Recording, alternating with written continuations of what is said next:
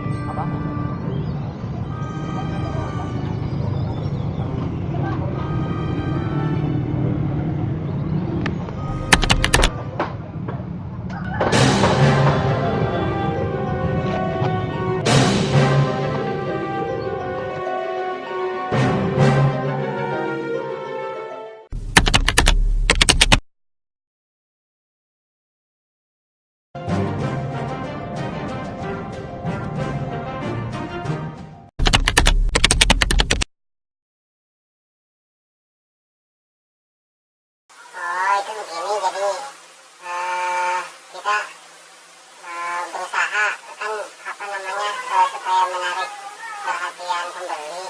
Jadi kita kasih warna-warna yang cerah gitu. Soalnya kan kita di pasar kumuh ya mas ya. Kalau warnanya cerah kan orang jadi tertarik gitu belinya. Misalnya ini kayak cabai gitu warnanya merah segar gitu, atau kunyit yang warnanya kuning cerah gitu. Orang kan tertarik, dikiranya itu barang-barang yang bagus banget gitu mas.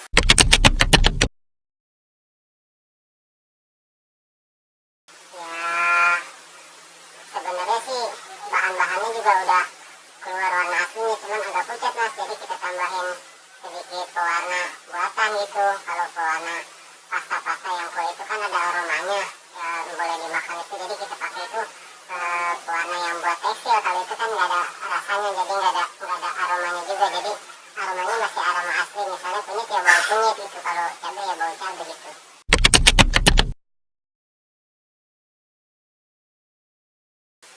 Kalau sehari biasanya kita bisa dapat 500.000 dah dari modalnya itu kira-kira cuma 100.000 mas.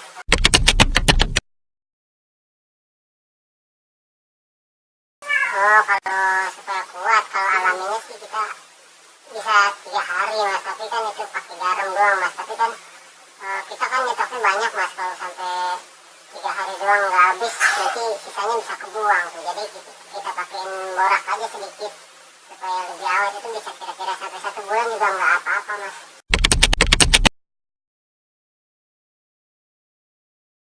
Kalau bahan-bahannya supaya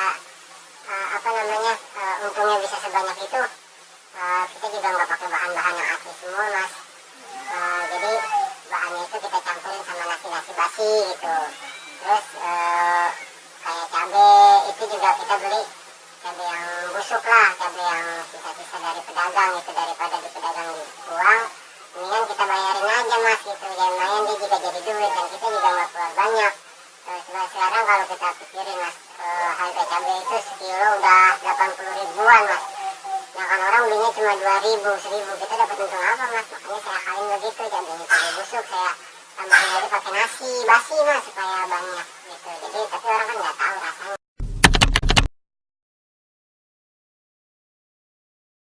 Kalau takut udah resiko ya, karena udah biasa, saya jadi nggak apa-apa gitu, udah biasa. Awalnya sih takut-takut juga, tapi sekarang orang-orang juga nggak ada yang protes sih, karena dari rasa juga nggak ada perubahan gitu. Yang penting sih keluarga saya jangan makan aja gitu, minta jadi Tolol.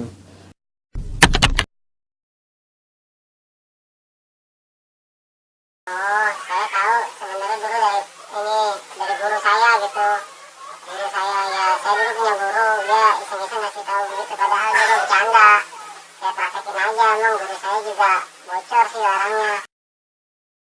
Tapi ngomong-ngomong mas, kenapa mata saya ditutup ya mas ya? Kita kan cuma ngobrol doang ya. Tapi saya juga jadi nggak bisa lihat muka saya nanti dimasuk TV nih mas nih. Iya, mata saya jadi gelap nih semuanya nih mas. Ya nggak tahu, rumah saya juga kan gelap, lampunya dikit gitu. Jadi gimana nih?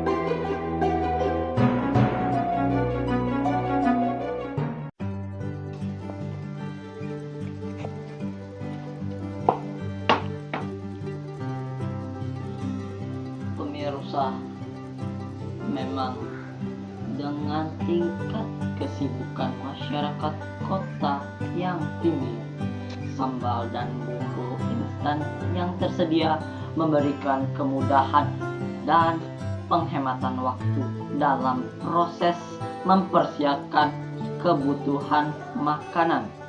Tetapi lebih waspada dalam memilih jenis bumbu dan sambal yang tidak berbahaya akan menyelamatkan kita dari resiko gangguan penyakit degeneratif seperti kanker, gagal ginjal, dan hingga kematian.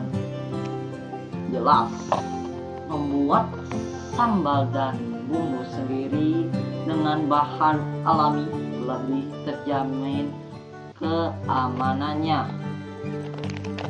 Saya Muhammad Nurul Habib Budiman dan tim Smart Investigasi melaporkan, dan sampai jumpa.